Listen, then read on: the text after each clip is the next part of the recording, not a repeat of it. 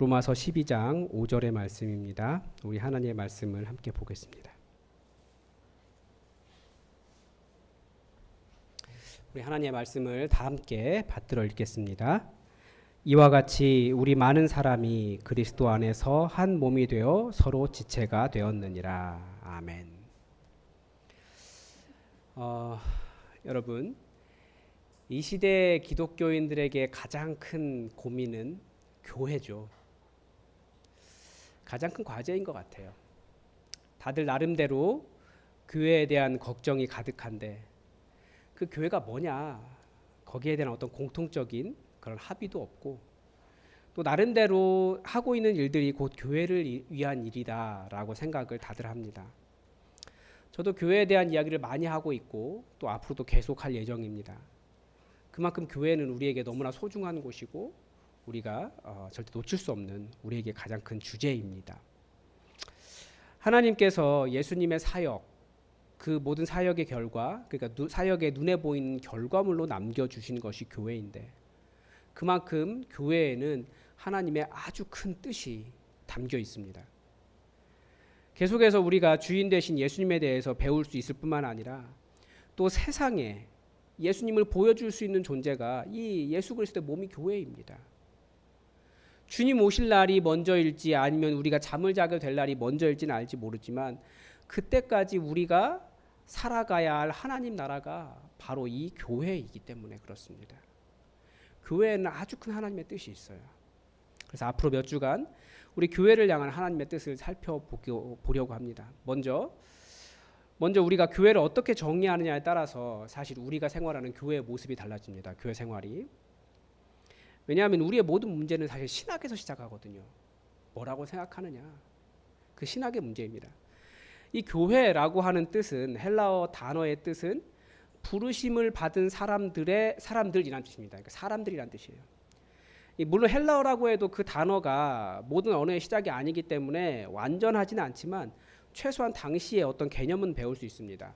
그러니까 부르심을 받은 사람들, 이 단어 속에는 최소한 두 가지의 신학이 담겨 있습니다. 하나는 누군가가 불러내었다라는 거죠.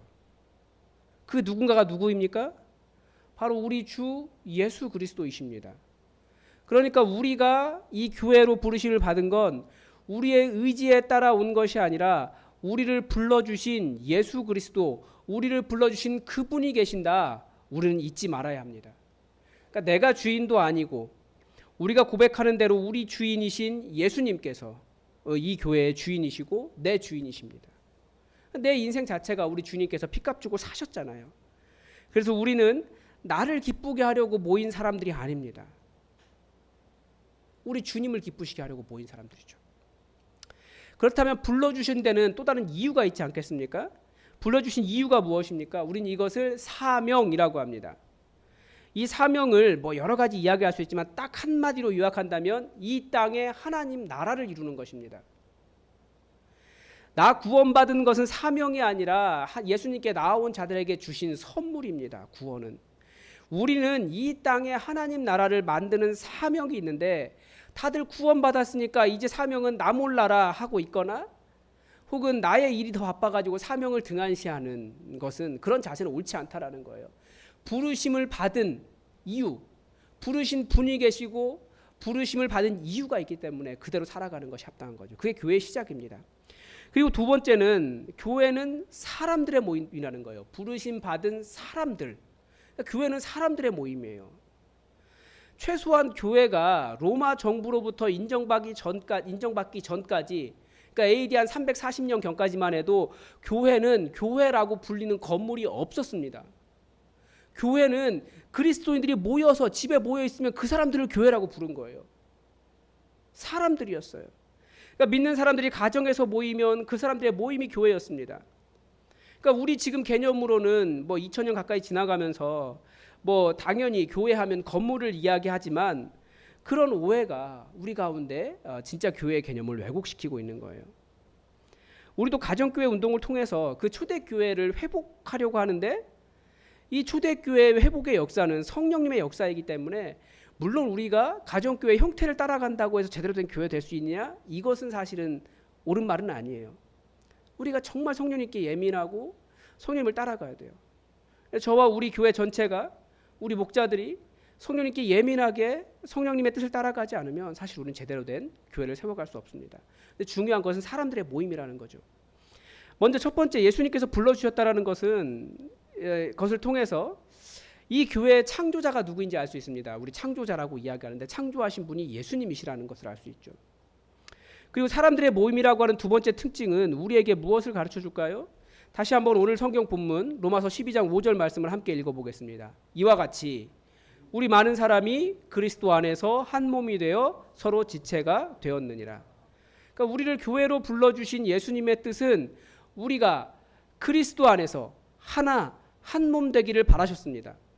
아주 중요한 말씀이에요. 우리 잠깐 여러 번 읽어서 한번 외워볼까요? 이와 같이 우리 많은 사람이 그리스도 안에서 한 몸이 되어 서로 지체가 되었느니라. 다시 한번, 이와 같이 우리 많은 사람이 그리스도 안에서 한 몸이 되어 서로 지체가 되었느니라. 다시 한번요. 이와 같이 우리 많은 사람이 그리스도 안에서 한 몸이 되어 서로 지체가 되었느니라.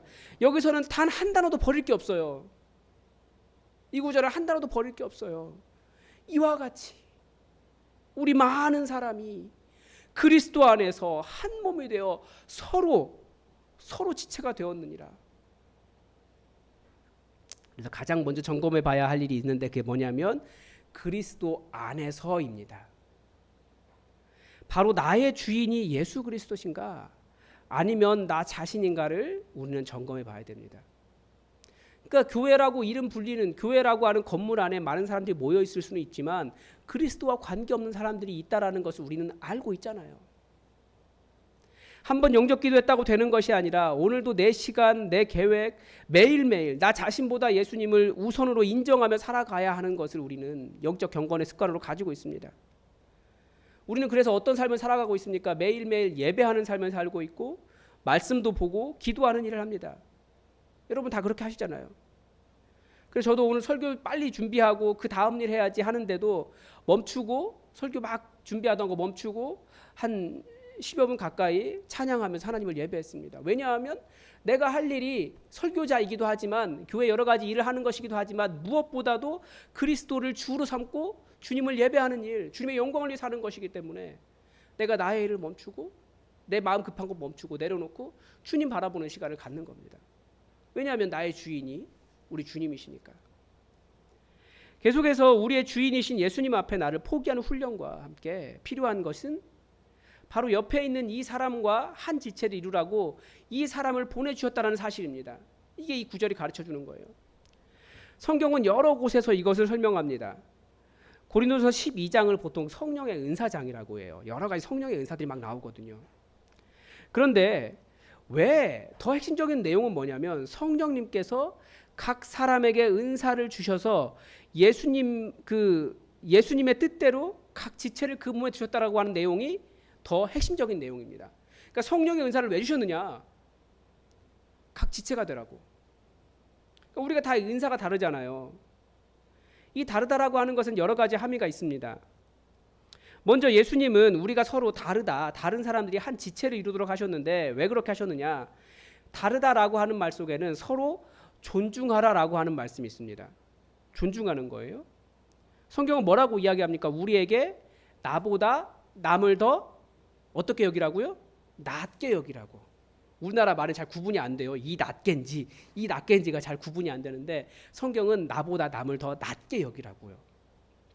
여러분, 그래서 잠깐 이때 뭘 해야 됩니까? 옆에 한번 돌아보셔야 돼요. 이렇게 옆을 돌아보십시오. 자, 저분이 나보다 더 낫다라고 생각하는 분이 옆에 계십니까?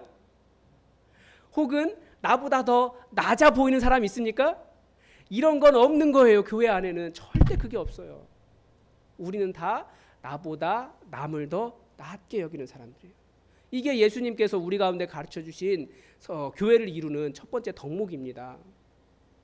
첫 번째라기보다 많은 덕목 중에 하나예요. 나보다 남을 낮게 여기는 사람들의 특징이 뭡니까? 계속 자기 자랑해요. 그리고 자랑할 것이 나에게만 있으니까 남을 보면 비난하거나 다투려는 마음이 있습니다. 그래서 말씀은 자랑은 오직 뭔만 하는 것이다? 너의 자랑은 오로지 예수 그리스도밖에 없다. 그러니까 우리의 자랑은 무엇입니까? 오로지 예수 그리스도밖에 없어요. 여러분의 자랑이 무엇입니까? 예수 그리스도. 다른 것을 자랑하는 것은 여전히 내가 더 낫다라고 생각하는 것과 같습니다. 그러는 게 아니고 우리의 자랑은 오직 예수밖에 없어요. 고린도서 12장 27절에서 이런 말씀을 하십니다. 너희는 그리스도의 몸이요 지체의 각 부분이라. 즉 교회는 많은 지체를 가진 그리스도의 살아있는 몸입니다. 그래서 요즘은 이 의학기술이 발달해서 제가 잘 모르겠지만 아마 제 심장도 제가 심장이 지금 여기 있는데 누군가에게 이렇게 줄 수 있겠죠? 네. 조금 무섭긴 한 얘기긴 하지만 어쨌든 그 중요한 심장이라고 하는데 제 심장이 다른 사람에게 연결되면 그 심장은 누구 겁니까? 이제는 그 사람 거예요. 제 거 아니에요. 왜 그렇습니까? 그 심장으로 들어가는 그 혈관, 신경, 심장과 관련된 모든 것들이 전부 다 그 사람에게 연결됐기 때문에 그렇습니다.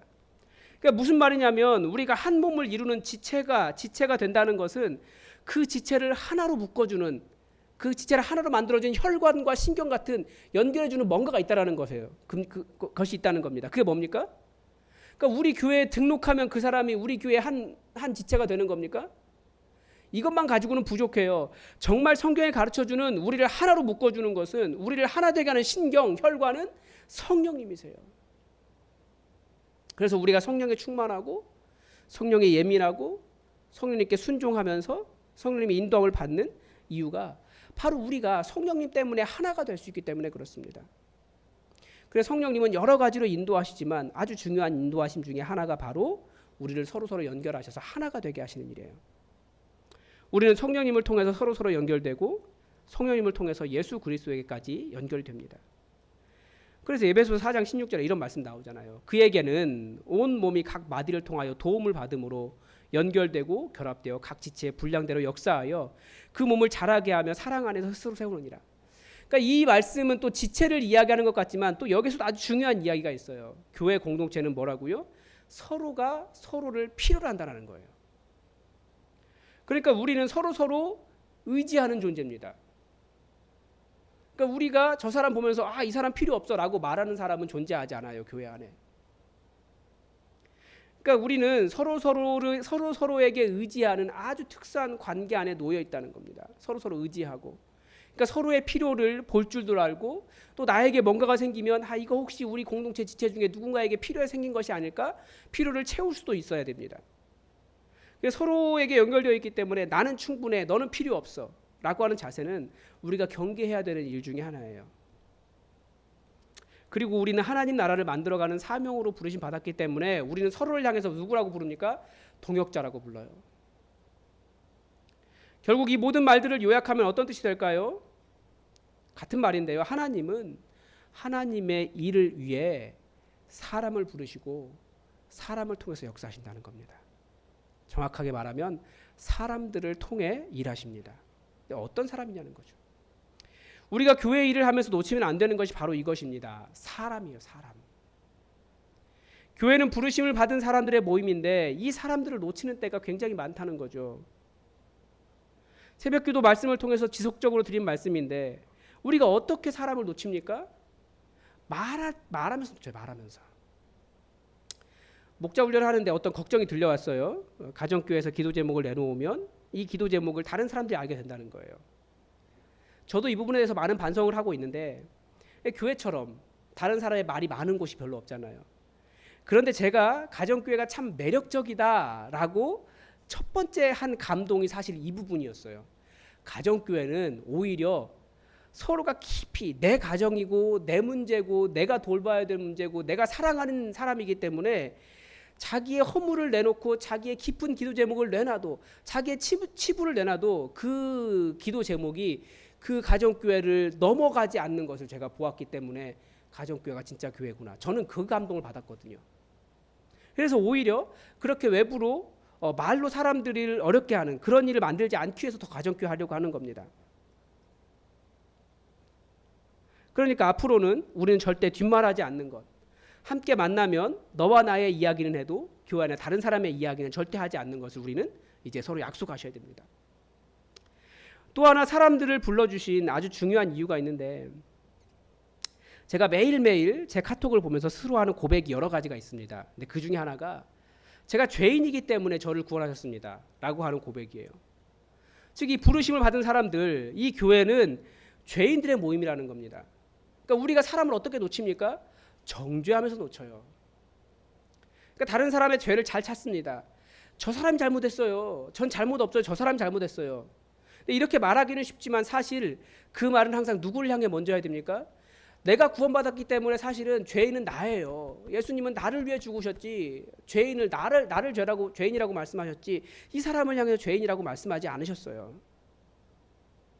그리고 우리가 하나님의 전능하심을 볼 수 있는 장면이 바로 여기에 있습니다.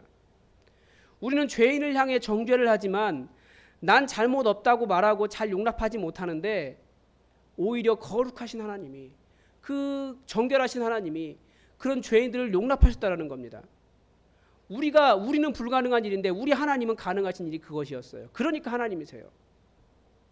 그 용납하심에, 그 거룩하게 하심에 하나님의 전능하심, 하나님의 거룩하심의 결과가 있는 겁니다. 여러분, 우리가 잊지 말아야 됩니다. 교회는 사람들입니다. 다 빼고 지금 사람들이라고만 이야기했으니까 오해는 하지 마세요. 전제들이 여러 가지가 있죠. 우리 그리스도 안에서 서로 함께 부르심을 받은 사람들이 교회입니다. 우리 이 사람들을 놓치지 말아야 돼요. 예수 그리스도를 주인으로 모시고 사는 사람들, 성령님의 인도하심을 받으며 하나를 이루기 위해 자신을 내어놓는 사람들, 하나님의 일을 위해 한 마음이 된 사람들의 모임이 교회입니다. 우리는 여러 가지 교회의 모습 때문에 실망하지만 그런데 거기에는 하나님의 뜻이 있어요. 가장 먼저 내가 이 사람들을 용납하고 있는가? 교회니까. 나를 내려놓고 있는가? 내 자랑하다가 다른 사람 놓치고 있지는 않은가? 우리를 한 몸으로 불러주신 그분을 기억하고 그분의 뜻을 이루기 위해서 우리는 살아가고 있는가? 그러니까 교회를 이루는 것 자체가 주님의 부르심이라는 겁니다. 그 사람들과 함께 가라. 함께 한 지체가 되어라. 정말 어려운데요. 이 사람은 도저히 안 될 것 같은데요. 그것을 넘어가라고, 그것을 이루라고 우리에게 첫 번째 주신 겁니다. 그래서 교회인 거예요. 여러분, 교회는 바로 저와 여러분입니다. 우리 더 예수님을 주인으로 모시고 성령님께서 사랑하라고, 하나 되라고 하신 서로를 용납하며 정말 서로 사랑하는 우리 한 교회를 만들어가 봅시다. 한 지체가 되었다니까요. 그래서 우리가 그 사랑으로 승리하고 진짜 교회, 무엇이 교회냐?